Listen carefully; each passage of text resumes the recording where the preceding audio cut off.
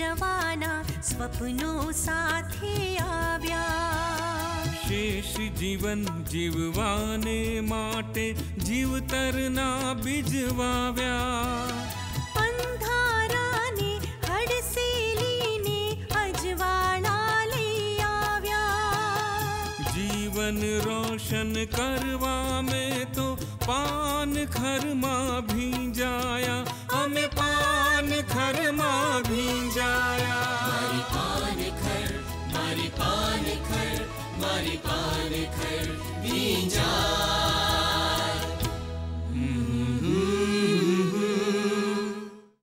રાજુ બેટા, હાડોથી તો આવી ગયો।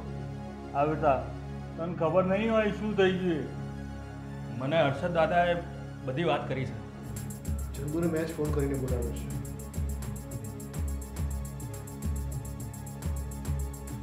પણ બેટા, આ પહેલા પણ કબીર ભારતીના ફોન આવ્યા છે, પણ તે ક્યારે કહ્યું નહીં કે તું કબીર ભારતીને ઓળખે છે? કારણ કે હું નહોતો ઈચ્છતો કે તમે એના વિશે જાણો। પણ કેમ? કારણ કે એ કબીર ભારતી બીજું કોઈ નહીં, હું પોતે જ છું। મને એક વાત કહે, તને ભણવું ગમે છે? હા કાકા। તો જો, આજથી આ પુસ્તક વાંચવાનું શરૂ કર। આ મારા તરફથી તને ભેટ। અને બીજી વાત, તે મારી અનાથ આશ્રમની ઓફિસ જોઈ છે કે નહીં? હા। ત્યાં કાલે મને મળવા આવી જજે। આવજો।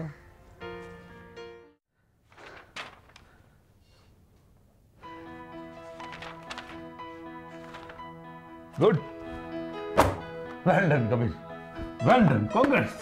તું જો, બ્રિટિશ કંપનીએ તે બનાવેલી પ્રપોઝલ એપ્રુવ કરી દીધી, અને એ પણ without any comment, any correction. Good good my friend, good.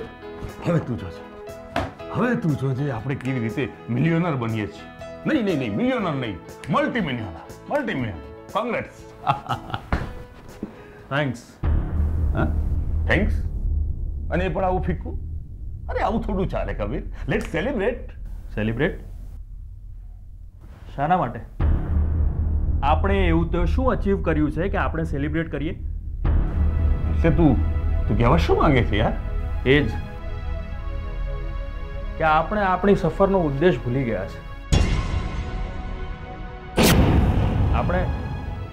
આપણે પૈસા અને પ્રસિદ્ધિ માટે આ સફર શરૂ નહોતી કરી।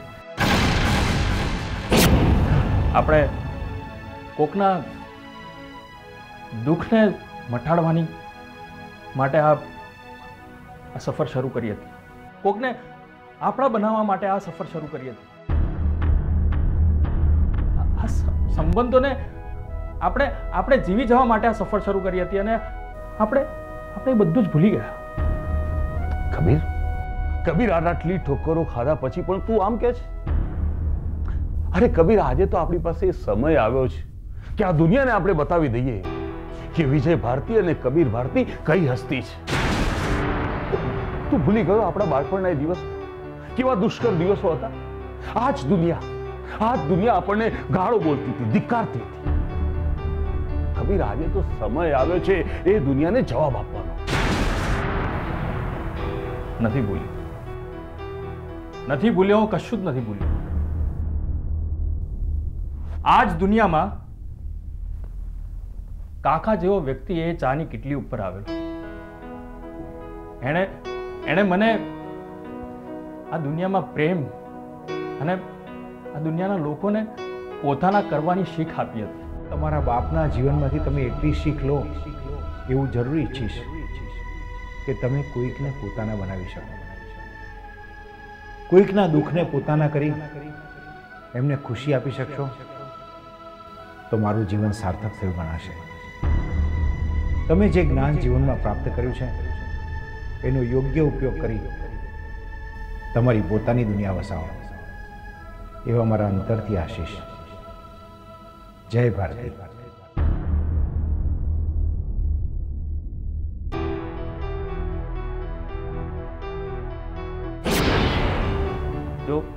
જો એ કાકા આવત નહીં ને તો આપણે હજી પણ એ ચાની કીટલી ઉપર આપણા જીવનને પૂરી થવાની રાહ જોતા હોત।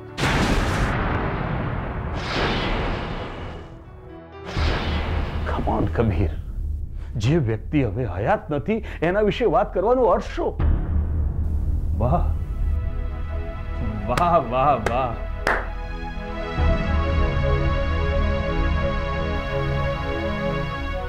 જલ્દી તું ભૂલી ગયો. અરે અરે એમના વિચારો એ તારામાં ને મારામાં ક્યાંક જીવે છે, એટલે એ હજી હયાત છે. તું આ કઈ રીતે કહી શકે કે એ હયાત નથી? છો કબીર, મને આ દુનિયાનું સત્ય સમજાઈ ગયું છે, અને એ સત્ય છે પૈસો. પૈસો, પૈસો અને માત્ર પૈસો. અને હું એને જ સત્ય માનીને જીવીશ. તો પછી હવેથી આપણે સાથે નહીં રહી શકીએ.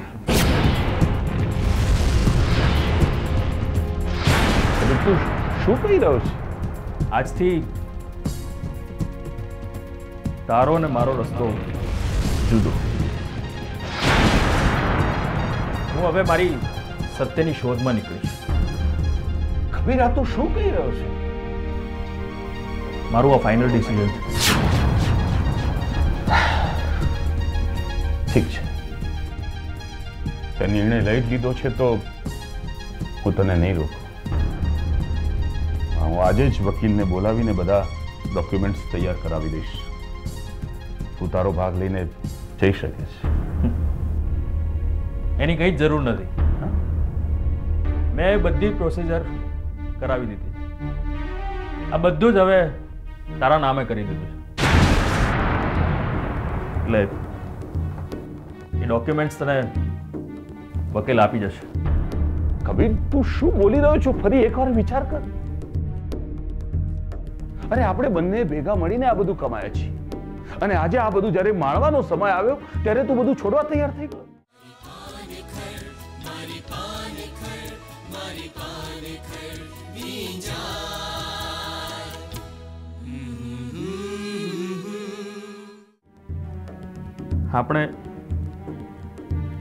આપણે શું કરવા આપણી સફર શરૂ કરી હતી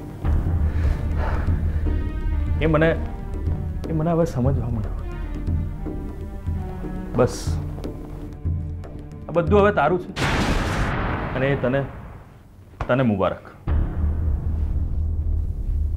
ઠીક છે ભાઈ, તારે જવું હોય તો જા. પણ કબીર, હું તને એટલી ખાતરી આપતો જાઉં છું કે જ્યારે પણ તને તારી ભૂલ સમજાય અને જ્યારે પણ તું પાછો આવવા ઈચ્છતો હોય તો આ ઓફિસ તારા માટે હંમેશા ખુલ્લી છે. કારણ કે આ ઓફિસ અને એની તમામ વસ્તુ ઉપર તારો પણ એટલો અધિકાર છે જેટલો મારો અધિકાર છે. ભગવાન કરે ને આ બધાની જરૂર ના પડે. અને હા, જો કદાચ આની જરૂર એ લોકોને લાગશે ને તો હું તો બહુ જ દૂર જતો રહ્યો હોઈશ. માટે તને જા મુબારક, and all the very best. Take care. Bye bye.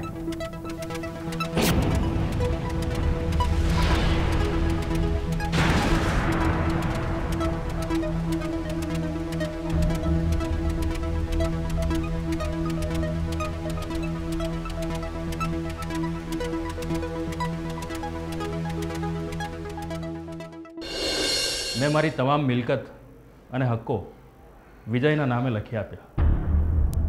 માત્ર રાખી આ જગ્યા મારા નામે, જ્યાં મને તમારા જેવા મા અને બાપ મળ્યા.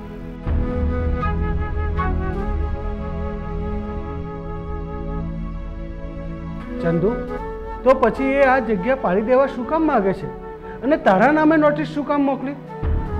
મેં એના નામે બધી જ મિલકતો લખી આપી. એમાં આ જગ્યા પણ છે. મને લાગે છે મારા મિત્રને પૈસાની ભૂખ વધી ગઈ લાગે છે.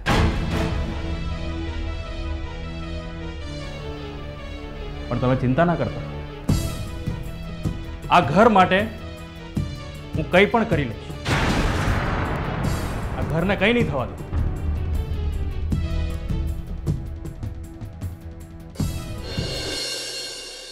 સૂર્યકાંતભાઈ, ચંદુની વાત જો સાચી હોય તો લીગલી આપણે કાંઈ નહીં કરી શકીએ.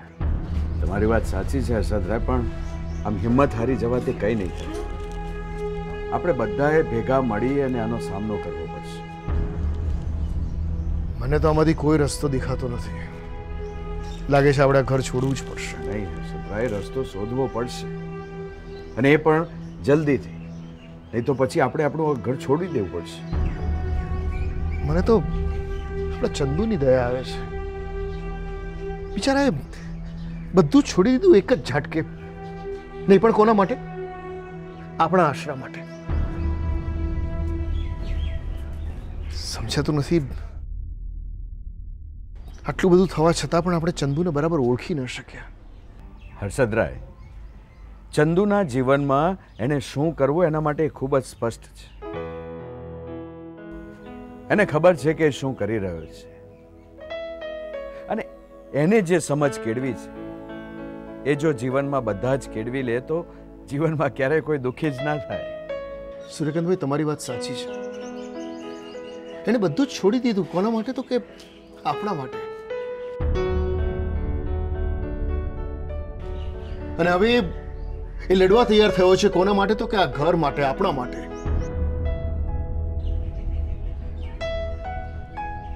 જો એ ધારત તો આપણી જગ્યાએ પૈસા અને વૈભવને પ્રાધાન્ય આપી શક્યો હોત.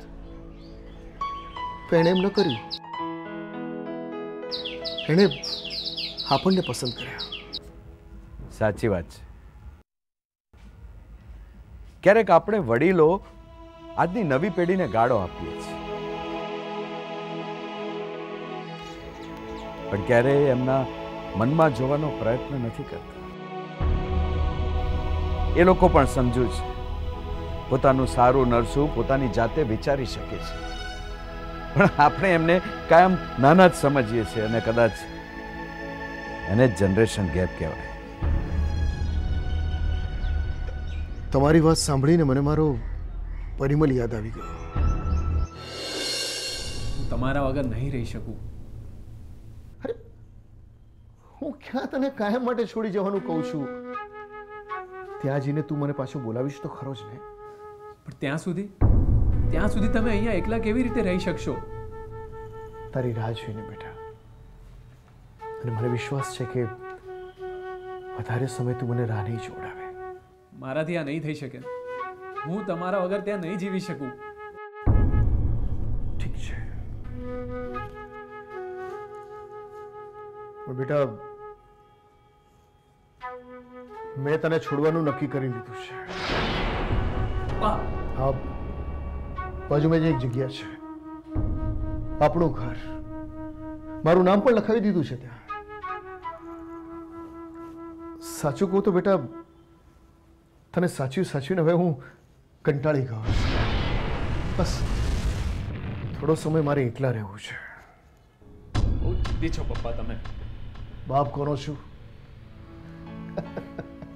ઠીક છે, પણ મારી પણ એક શરત છે. હા? હું જેવો ત્યાં સેટલ થઉં ને, તમારે તરત જ ત્યાં આવી જવાનું છે, અને પછી મને છોડીને ક્યાંય નહીં જાઓ તમે. મંજૂર છે દીકરા મને. હું તારી સતત રાહ જોઈશ. લાગણીઓના રંગો લઈને હૈયા છે હરખાય. આંખોમાંથી આંસુ થઈને સ્વપ્ના સૌ ભીંજાય. મારી પાન